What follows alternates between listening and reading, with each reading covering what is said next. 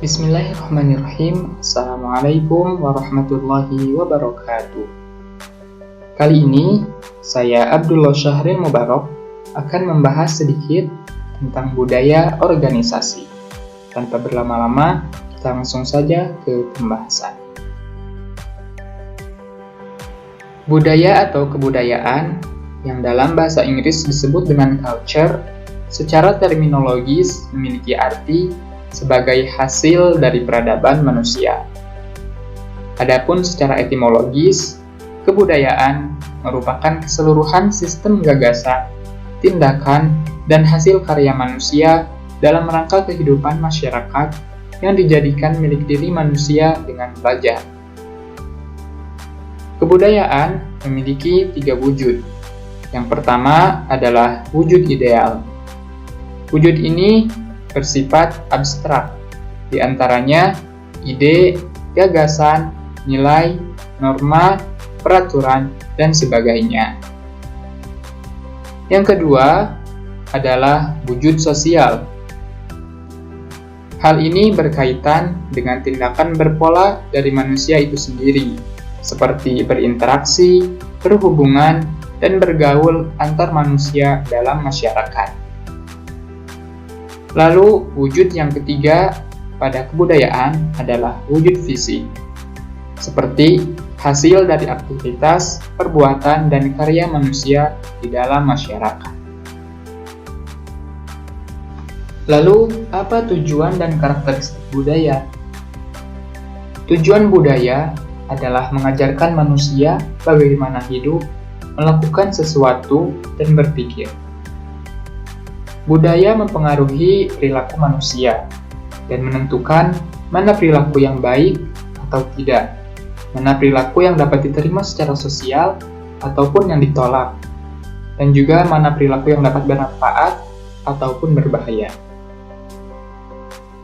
Kemudian, di dalam budaya setidaknya terdapat 4 karakteristik.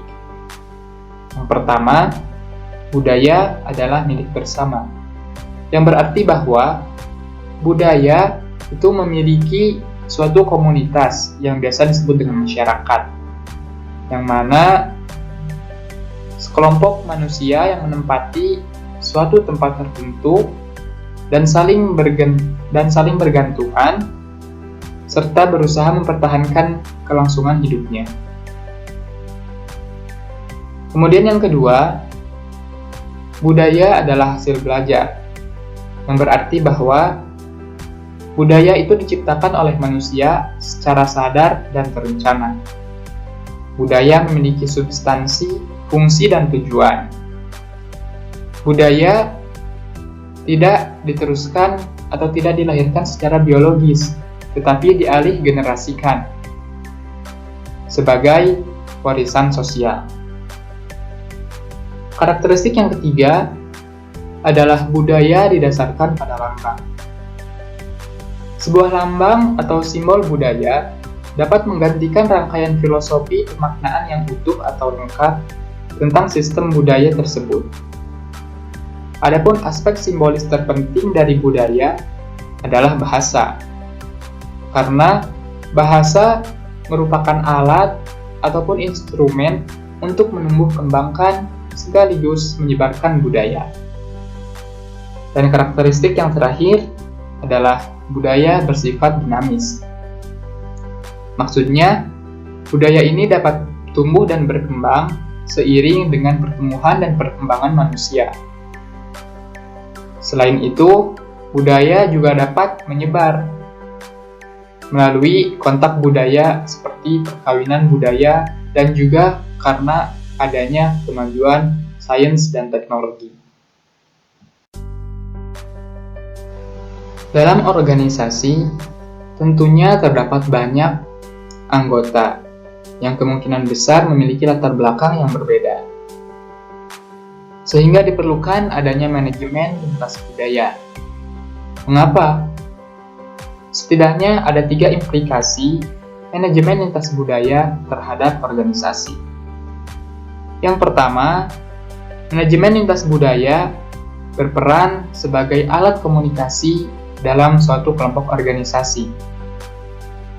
Hal ini penting agar anggota di dalam organisasi dapat saling mengerti satu sama lain.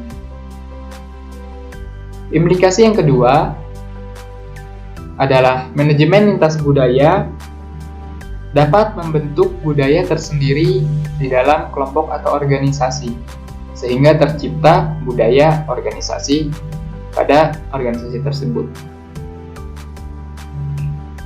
Yang ketiga, manajemen lintas budaya juga dapat membantu perusahaan atau kelompok maupun organisasi dalam memahami bagaimana lingkungan kelompok yang terdiri dari berbagai latar belakang serta dapat menunjang kinerja dari elemen dalam kelompok tersebut.